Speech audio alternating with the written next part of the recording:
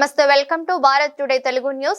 మంగళవారం కంటోన్మెంట్ కార్యాలయంలో జరిగిన బోర్డు మీటింగ్ లో పాల్గొన్న ఎమ్మెల్యే శ్రీ గణేష్ బోర్డు పరిధిలోని పలు అంశాలపై బోర్డు అధికారులతో చర్చించారు.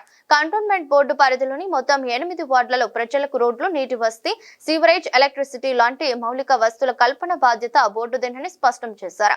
ముఖ్యంగా కంటోన్మెంట్ లో నిర్మాణాలకు సంబంధించి బిల్డింగ్ బై లాస్, వేసవి కాలం నేపథ్యంలో నీటి సరఫరా, బోర్డు పరిధిలోని వాటర్ బోర్డులకు current connection, service charges, cantonment పరిధిలో చేపడుతున్న పలు అక్రమ కట్టడాల విషయంలో చర్యలు తీసుకోవాల్సిన అంశంపై చర్చించారు.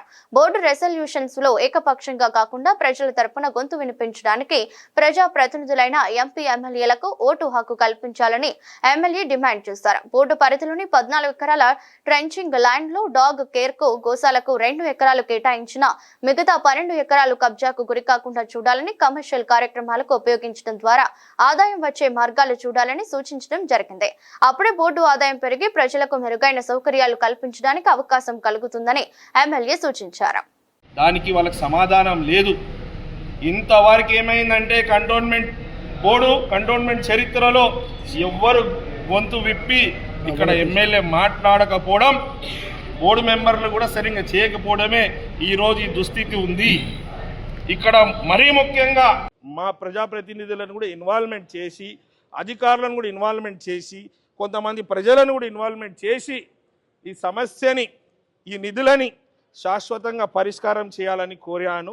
ఇవన్నీ సాధ్యమైందంటే కంటోన్మెంట్ ప్రజల ఆశీర్వాదంతో సాధ్యమైంది. కంటోన్మెంట్ ప్రజల బాగోగుల గురించి ఏమైనా చేస్తాను. ఇక్కడ ఇవాళ ఒక చిన్న ప్రశ్న కూడా వచ్చింది. ఎంపీ గారు చెప్పారు, ఏ ఎంపీ నిధులైనా, ఎమ్మెల్యే నిధులైనా ఇది ప్రజల నిధులే అని. ఈ ప్రతి చిన్న పౌరుని అడిగినా ఇదే చెప్తాడు. ఎవరు సొంత పైసలు ఇవ్వలేడు, ఎవరు తెచ్చుకున్నా పబ్లిక్ కట్టిన ట్యాక్సులతోటే సెంట్రల్ నడుస్తుంది, ఇటు స్టేట్ నడుస్తుంది. కానీ 119 నియోజకవర్గాలు మన రాష్ట్రంలో సమానంగా డెవలప్మెంట్ కాదు. అక్కడ ఉన్న స్థానిక ఎమ్మెల్యే మీదనే డెవలప్మెంట్ డిపెండ్ అవుతుంది. అవునా కాదా?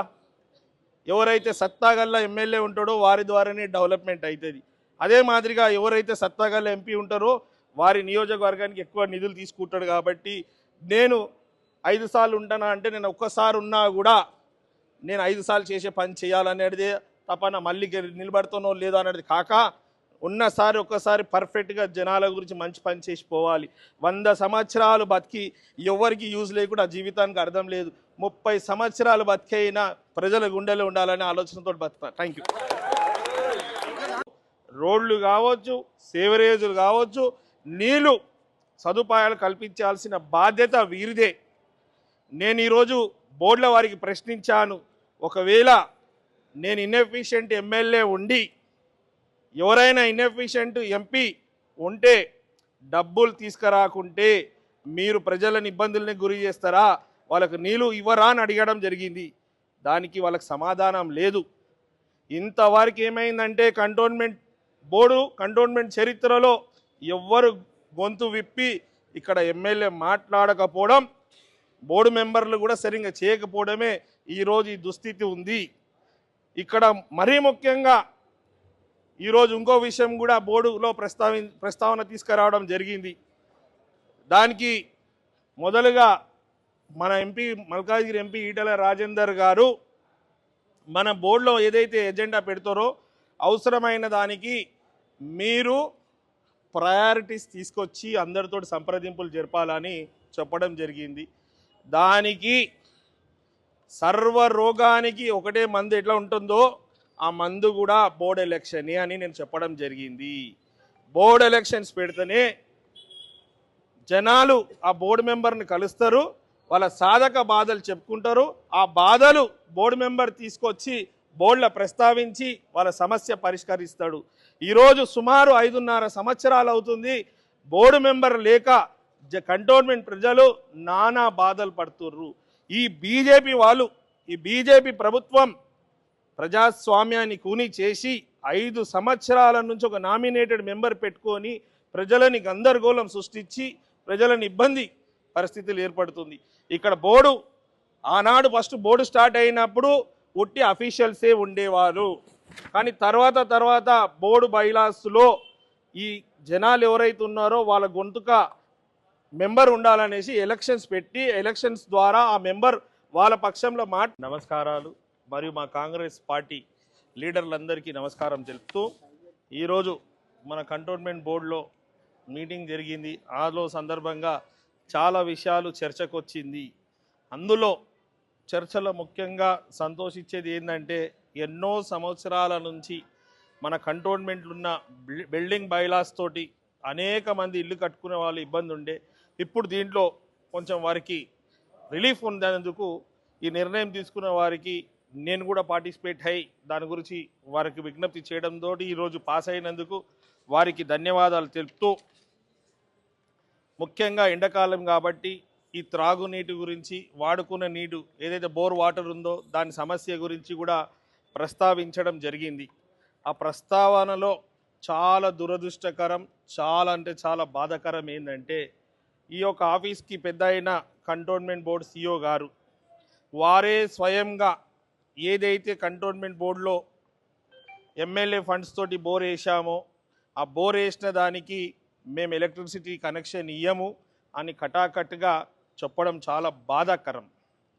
దానికి ఎంపీ గారు కూడా నాకు మద్దతు పలుకుతూ జనాలకు అవసరం ఉంది, అవసరమైన దాని మీద మనం ఏదైనా తీర్మానం చేసి ఏదైతే కంటోన్మెంట్ బోర్డులో వర్క్స్ చేస్తామో దాన్ని కొన్ని కటాఫ్ చేసి ప్రయారిటీ వచ్చేసి త్రాగునీరు వాడుకునే నీళ్ళు కాబట్టి ఈ వాడుకునే నీళ్ళకి మీరు బిల్లు కట్టే విధంగా చూడాలి. కట్టే పరిస్థితి లేదంటే దానికి ఏదో మార్గం చెయ్యాలని వారు కూడా చెప్పడం జరిగింది. చాలా దురదృష్టకరం ఏంటంటే ఇది ఎమ్మెల్యే ఫండ్స్ వేసింది కాబట్టి మేము ఇవ్వమంటే యావత్ కంటోన్మెంట్ ప్రజలకి మీడియా ద్వారా విజ్ఞప్తి చేస్తున్నా, మన కంటోన్మెంట్ బోర్డులో 8 వార్డులు వస్తుంది.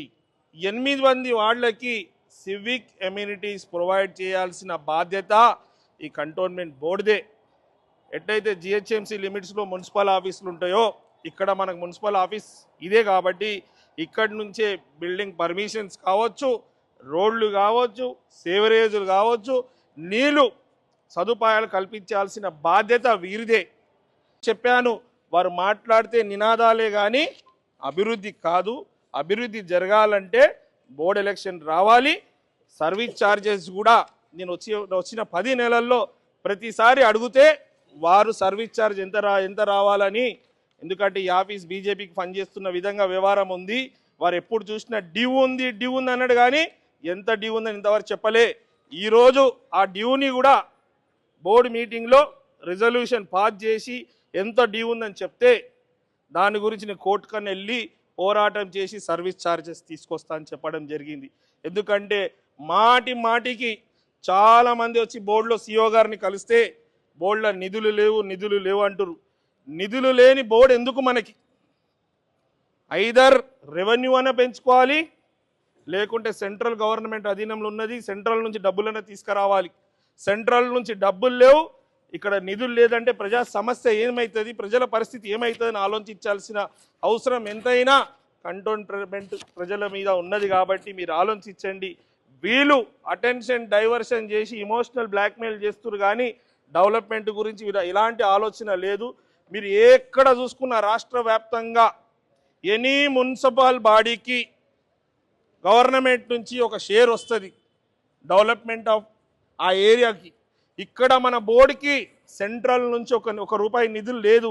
ఉట్టి రెవెన్యూ తీసుకోవాలి, వాళ్ళ జీతాలు ఇచ్చుకోవాలి, ఎక్స్పెండిచర్ చేయాలంటే 100 సంవత్సరాలు అయినా కూడా ఇక్కడున్న పరిస్థితుల్లో మార్పు రాదు. కాబట్టి ఈ మార్పులంతా రావాలంటే ఐదర్ ఇది మెర్జన కావాలి, లేకుంటే సెంట్రల్ నుంచి ఒక స్పెషల్ నిధులన్న తీసుకొచ్చి ఇస్తేనే ఈ డెవలప్మెంట్ అవుతుంది. మళ్ళీ ముఖ్యంగా ఇంతకుముందు కూడా అడిగాను, మీరు ఎలక్ట్రిసిటీ కనెక్షన్ ఇవ్వమంటే మేము వాళ్ళకు జిహెచ్ఎంసీ వాళ్ళకు లెటర్ రాసినాం, కలెక్టర్కి రాసినాం అంటే ఎండాకాలంలో నీటి అవసరం ఎంత ఉందని అందరికీ తెలుసు. ఆ నీటి అవసరాల సమయంలో ఈ లెటర్ రాయడం కాదు, ప్రజలకు నీళ్ళు ఇవ్వమని కూడా కోరడం జరిగింది. మరీ ముఖ్యంగా మీ అందరికీ తెలుసు, కంటోన్మెంట్ ప్రజల ఆశీర్వాదంతో ఎమ్మెల్యే అయిన తర్వాత కంటోన్మెంట్ ప్రజలు ఎవరైతే డిఫెన్స్ ల్యాండ్లో, ఎవరైతే ఏవియేషన్ ల్యాండ్స్లో ఉన్నారో వారి సమస్యలు అసెంబ్లీలో ప్రస్తావించడం జరిగింది. ప్రస్తావించిన దాంట్లో నేను ఎమ్మెల్యే కానప్పటి నుంచి ఇదే కంటోన్మెంట్ బోర్డు సిఇఓ గారికి ఎన్నోసార్లు కలిసి సాయిబాబా ప్రస్తావించిన దాంట్లో నేను ఎమ్మెల్యే కానప్పటి నుంచి ఇదే కంటోన్మెంట్ బోర్డు సిఇఓ గారికి ఎన్నోసార్లు కలిసి సాయిబాబా ఆర్ట్స్లో ఉన్న వాళ్ళు మహిళలు కూడా కాలకృత్యాలు తీసుకోవడానికి గుట్టల వైపు వెళ్తుర్రు, మహిళల ఆత్మ గౌరవాన్ని చంపుకుంటుండ్రు, వాళ్ళు కూడా మన దేశ ప్రజలే, వారి గౌరవం కలగాలి, మీరు వాళ్ళకి టాయిలెట్స్ ప్రొవైడ్ చేయాలని కోరడం జరిగింది. ఈనాడు ఆ టెండర్ ఫైనల్ అయి వాళ్ళకు కూడా డిఫెన్స్ ల్యాండ్లో ఉన్న వాళ్ళకి ఈ కంటోన్మెంట్లో ఉన్న ప్రజలు ఎవరైతే టాయిలెట్ ప్రొవిజన్ లేదో వాళ్ళ టాయిలెట్స్ గురించి కూడా సుమారు 40 లక్షల రూపాయలు శాంక్షన్ అయింది. ఈ విధంగా ఈ మొత్తం సిస్టంలో బాగుండాలంటే మాత్రం ప్రతి ఒక్కరు సపోర్ట్ ఉండాలి. మరి ముఖ్యంగా ఫైనల్గా ఒక విషయం చెప్పగలుగుతున్నా, 2 విషయాలు ఫైనల్గా. ఒకటి ఏంటంటే గతంలో దయచేసి మళ్ళొకసారి నా కంటోన్మెంట్ ప్రజలకి ఇక్కడ ఉన్న లీడర్లకంతా విజ్ఞప్తి చేస్తున్నా, గతంలో ఇది బోర్డు ఇది సెంట్రల్ అధీనంలో ఉంటుంది అనేసి సాకులు చెప్పుకొని లీడర్లు పబ్బం గట్టుకురు, కానీ ఏనాడు ఇంట్రెస్ట్ తీసుకోలే. బోర్డు మెంబర్లు తప్పు చేసి రానాడు అక్కడ గాంధీ కమిటీ హాల్ ఉంటే లాల్ బజార్లో దాన్ని బోర్డులో మీటింగ్లో రిజల్యూషన్ పాస్ చేసి దాన్ని డంప్ యార్డ్ చేసినందుకు ఎంతోమంది పేద ప్రజలు ఫంక్షన్స్ చేసుకోవాలంటే ఆ ఫంక్షన్ హాల్ అందుబాటులో ఉండే తక్కువ ఖర్చులో ఈరోజు ఆ స్థానికులంతా ఫంక్షన్స్ చేసుకోవాలంటే వేరే ప్రైవేట్ ఫంక్షన్ హాల్స్కి పోయి ఎంతో భారమై ఫంక్షన్ రోజు సంతోషం ఉంటూ మిగతా రోజు బాధపడుతున్న పరిస్థితి. ఆ పరిస్థితికి కారణం ఆనాడు బోర్డులో ఉన్న బోర్డు మెంబర్స్ అందరూ బోర్డు మీటింగ్లో రెజల్యూషన్ పాస్ చేసింది. అప్పుడు స్థానికంగా ఉన్న ఎమ్మెల్యే ఏమన్నాడు, ఇది నాకు సంబంధం లేదు, బోర్డు మెంబర్స్ తీసుకున్న నిర్ణయము వాళ్ళు అది ఇదని చెప్పిండు. మీకు కూడా ఆఫ్ ది రికార్డ్. అదే కాకుండా సివిల్ ఏవియేషన్ ల్యాండ్ డిఫెన్స్ ల్యాండ్లో ఉన్న వాళ్ళకు కూడా ఓట్ రైట్ తీసేయాలని ఇదే బోర్డు మెంబర్స్ ప్రజల నుంచి గెలిచిన వాళ్ళు ఇక్కడ బోర్డు మీటింగ్లో ఆ ఓటు హక్కు తొలగించారు. ఇలా జరుగుతున్న దానికి పరిష్కారం జరగాలంటే ప్రజల నుంచి గెలుపొందిన మేము ఎమ్మెల్యే ఎంపీకి కూడా ఓటింగ్ రైట్స్ కూడా ఉంటే ఇట్లా వేరే మాది నెట్టి చౌద్యం చూసే పరిస్థితి ఉండదు. ఆ బాధ్యత మా పైన కూడా ఉంటుంది. కాబట్టి ఎమ్మెల్యే ఎంపీకి కూడా ఓటింగ్ రైట్స్ ఇవ్వాలని కోరడం జరిగింది. ఇక ఫైనల్గా వస్తే గతంలో కాంగ్రెస్ హయాంలో జైకా ప్రాజెక్ట్స్ ద్వారా ఈ నాలాల గురించి ఈ సేవరేజ్ లైన్ల గురించి స్టామ్ వాటర్ గురించి ఏదైతే ప్రాజెక్ట్ ఉండేనో ఆ సగంలో ఆగిపోయి అది యూస్ఫుల్గా లేని పరిస్థితి. దానికి కూడా ఒక నిధులు కేటాయించి దాన్ని చేస్తా అన్నారు. ఎప్పుడైతే ఎవరు రాలేదు, ఈ రోజు అయితే మా ఇంట్లో సన్న బియ్యము తీసుకుంటురా లేదా మేమైతే తీసుకుంటున్నాము. మంచిగా ఉన్నాయి. మాకు ఇంతకు ముందు పరిస్థితి బాగాలేదు. ఇప్పుడైతే సన్న బియ్యం ఇచ్చి నుంచి మా పిల్లలు కూడా బాగానే తింటారు. అంతకుముందు మా ఆయన లేడు కాబట్టి నాకు బియ్యం తినవలసి వచ్చింది. మా పిల్లలు తినలేదు. చాలా బాధ అనిపించింది నాకు. మొన్న ఫస్ట్ నుంచి తీసుకొచ్చుకున్నాము, మంచిగానే తింటున్నాం మేము. మా ఫ్యామిలీ మేము మంచిగా తింటున్నాము. నా పిల్లలు తినకపోతే నాకు కూడా చాలా బాగా అనిపించింది. రేవంత్ రెడ్డి సార్కి, అనిల్ కుమార్ రెడ్డి సార్కి చాలా చాలా ధన్యవాదాలు. నాకైతే చాలా ఈ సన్న బియ్యం తినడానికి నాకు చాలా గొప్ప అనిపిస్తుంది. ఎందుకంటే పిల్లలు మా ఆయన లేడు కదా సార్, ఇంకా నేను తినలేక ఇప్పుడు ఈ రేషన్ మీద తెచ్చుకున్నానికి ఇంకా మంచిగా అనిపిస్తుంది. చాలా సార్ ఇంట్లోకి వచ్చి ఇంకా తినడానికి ఇంకా సంతోషంగా ఉంది. వేసి వాళ్ళ ఇంట్లోకి వస్తాడు రాదు కూడా ఇంత నమ్మకం లేకుండే నాకైతే. పొద్దున చెప్పినా కానీ వచ్చి తిన్నాడు, ఇంకా సంతోషంగా.